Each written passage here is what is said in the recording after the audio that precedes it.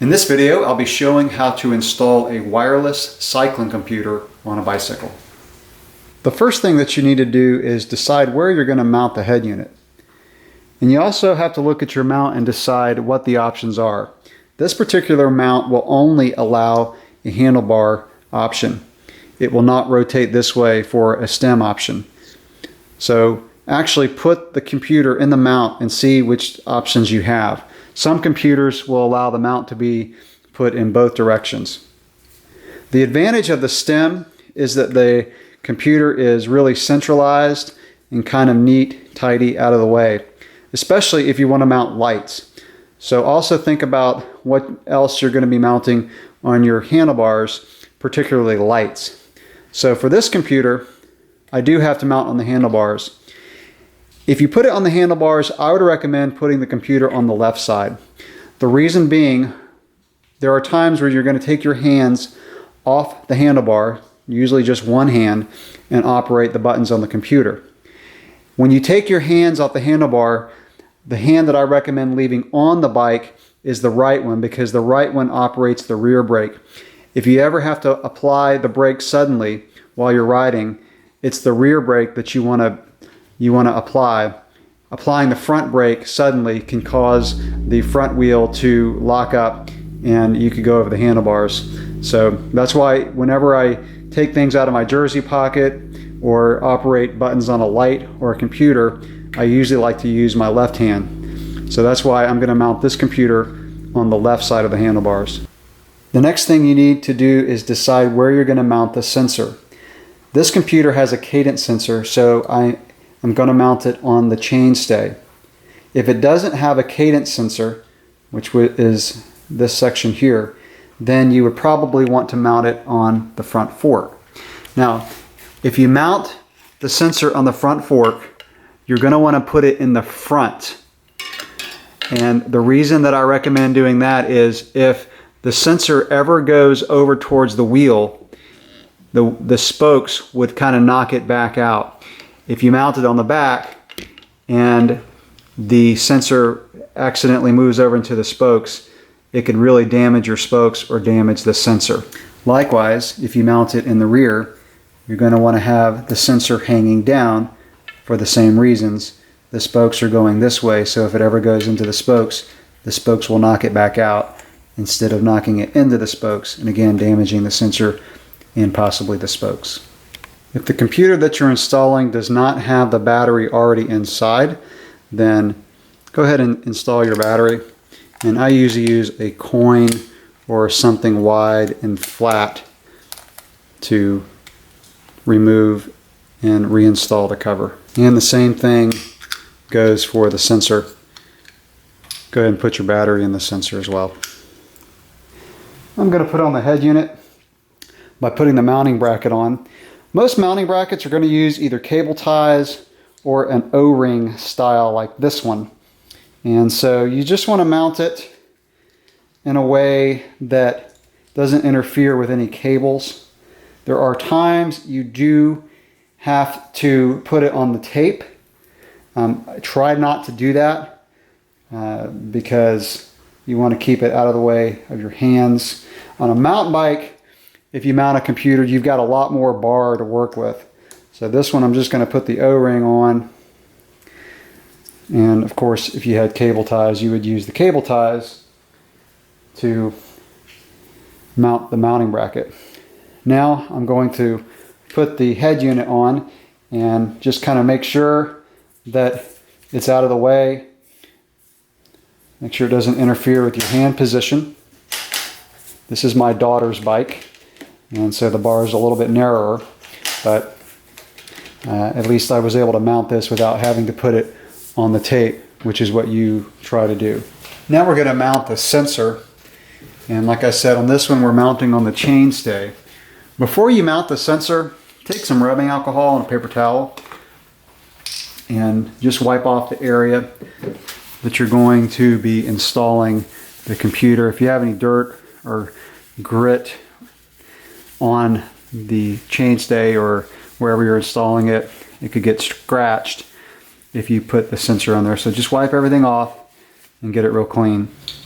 Now we're going to use cable ties. And like I said before, if you're mounting the sensor on the chainstay, make sure it dangles down. And I recommend, if the computer allows, which most of them should, to put the sensor on the left chainstay. If you put it on the drive side, the chain could hit it, or you can just get a lot of dirt and grime in there. So always mount the sensor on the left chainstay.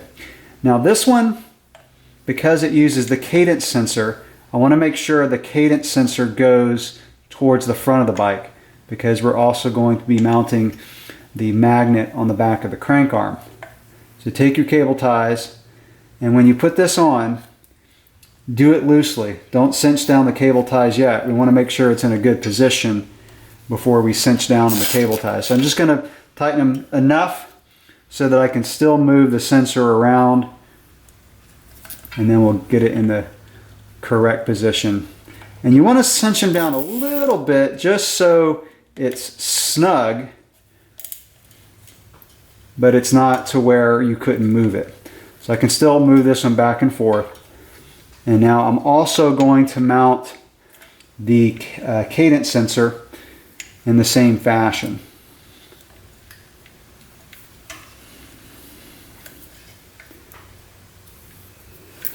Now we're going to mount the cadence magnet onto the crankset. So the magnet is what goes by the sensor to let it know the crankset or the crank arm went around. And your magnet for your cadence sensor is either going to use cable ties like this one, or it could use just a stick-on adhesive. So since this one uses the cable ties, I'm going to go ahead and cinch these down. When you mount with cable ties, make sure you don't block the back of the crankset where the pedals are, because you may have to get a wrench in the backside to get the pedals off. So just make sure it's out of the way of the back of the pedal. So make sure those are good and tight. And also, you want to make sure if you use cable ties, before you cut them, make sure they're pointed away from your ankle, because these can be fairly sharp, and you want them out of the way so they don't come, your ankle doesn't come around and touch where you cut these. So position those kind of in the back of that crank arm, and then I'm going to use something to cut the cables, and I like using toenail clippers. Now that I've got the magnet installed in the crank arm, I can push the sensor in position so that the sensor on the chainstay lines up with the magnet on the back of the crank arm. And it may be hard to see in the video, but I'm going to make a gap of about, I usually do about 3 millimeters. And notice that we're positioning the cadence sensor before we do the wheel sensor. So once you've got that cadence sensor in line, then you're going to cinch down on the cable ties and get those tight, and then we'll cut them. Now obviously, if you don't have a cadence sensor and you're installing this on the fork, this step wouldn't really apply. Once you have that cadence sensor installed and tightened down, spin the cranks backwards and just make sure the magnet doesn't touch the sensor, but it should have a gap of 1 to 3 millimeters. So it's lined up good and it's not touching. Now we're ready to go to the next step. Now we're going to install the magnet on the spokes, and pay attention to which side should be facing out. So this magnet, this is the outside that's going to be going towards the sensor. Now you've got spokes on each side of the wheel, and you look and see where they're going into the hub. So since I'm mounting this magnet on the left side, the sensor's on the left side, I want to put it on the left spoke. So this spoke goes to the left side of the hub, which is the one I want to use. This spoke would go to the right side of the hub. So we're going to use the left spoke. Usually the way these work, you just kind of turn this counterclockwise, back it out a little bit. I usually do it just enough so it'll fit around the spokes. Sometimes you have to do it all the way. So this one looks like I do. This one has a little nut on the back side, so I just put my finger over it so the nut doesn't fall out.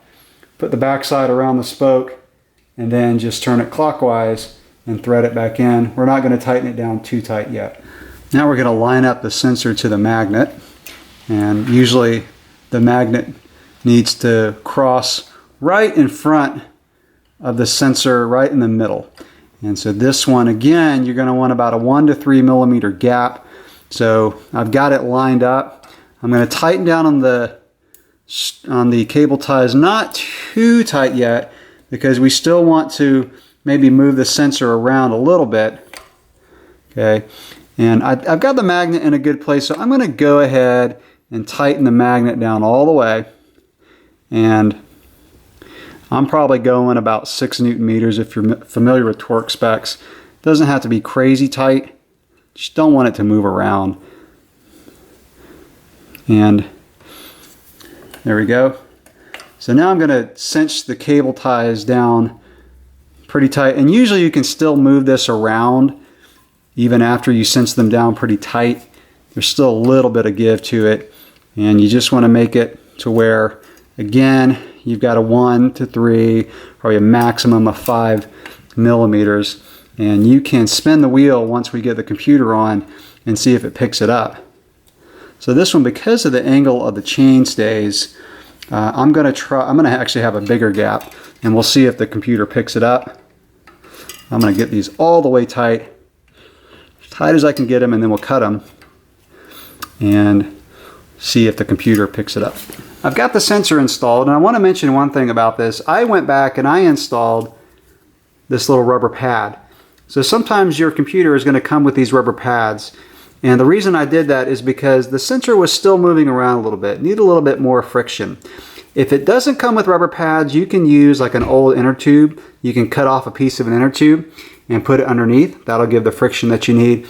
I did not need it for the sensor for the Cadence, but I did need it for the wheel sensor. So again, you may want to install these rubber pads in order to give more friction so this doesn't move around so much. Just like we did with the crank, I'm going to move the wheel and make sure that the magnet does not touch the sensor. So in this case, it's coming fairly close. I probably got more like 10 to 15 millimeter gap on here. We'll see if that picks it up. If not, we're going to have to move the sensor over a little bit. But again, just make sure the magnet doesn't hit the sensor. Now we're going to program the computer for the right wheel size. Usually your computer will come with a chart that shows the different wheel sizes. So this tire is a 700 by 35C tire, and it will usually be printed on the sidewall. So what I can do is find a 700 by 35C, and in this case the number that I'm looking for is 2168. That's the number that we'll program into the computer. So you're going to have to read your instructions, see how you put in your wheel circumference, and you can go that way. The other way that you can do it is you can actually measure the wheel circumference with a tape measure. I'll show you how to do that. The more accurate way that I like to get the wheel circumference is to use a tape measure on the ground. And so what I do is I put the valve stem right at the edge of the tape measure, and if I want to get real exact, I find a little spot on the tire right below the valve stem, and I use that. Okay, so what I'm going to do is I'm going to follow the tape measure, and I'm just going to walk along and try to keep the wheel right next to the tape measure. And then I'm going to stop when the valve stem is perpendicular to the ground, and I'm going to look at my reading. So in this case, I get about 2135. I would recommend doing that a couple times, making sure you're comfortable with the reading. It helps to have a metric tape measure, but if you only have an English one, you can get the reading and then convert it to metric, because you're going to need this reading usually in millimeters for your cycling computer. Now that we have our wheel circumference, it's time to put it in the computer, and your computer is going to have different sets of instructions. This particular computer, you go into the clock mode, hold down this button, and then go through various settings, and then we're going to get to where you set the wheel size or the wheel circumference. And on this computer, I hit the right button and it changes the number. So The number that I settled on was 2130. So I'm going to keep going around until I get to a 2. That one's already at a 1. That's already at a 0. I'm hitting the left button on this computer, and then hit the right button to set it. So 2,130 millimeters is the wheel circumference for this bike. And then I'm going to just continue on with some of my other settings like the clock, and if you want to do kilometers or miles per hour. And once you get everything set, we're going to check the sensors and make sure they're picking up the magnets. All right, now just pick up either the front or the back of the bike and see if the wheel is picking up the magnet, the sensor. So this one is, and this one has a pretty good space between the magnet and the sensor. I would say this space is, probably a good 15 millimeters. So this one I was able to get away with a pretty good amount of space. Sometimes you just have to move the sensor a little bit closer until you get it to pick up on the head unit. So that'll do it for how to install a cycling computer. This one, of course, was a wireless one. If it's a wired cycling computer, pretty much the same thing. You just want to make sure that wire is secured. So what I usually do is on the front, I wrap it around the fork, and you can even wrap it around your shifter or brake cables as you get near the handlebars. And if you're installing it in the back with a Cadence sensor, what you want to do is make sure it's wrapped around the chainstay or the down tube as it comes up towards the front of the bicycle. If you don't want to wrap it, or if you don't have enough wire to wrap it, you can use cable ties to secure it to the frame. But again, the steps are pretty much the same. So that'll do it. If you have any questions or comments, leave them below. Thanks for watching.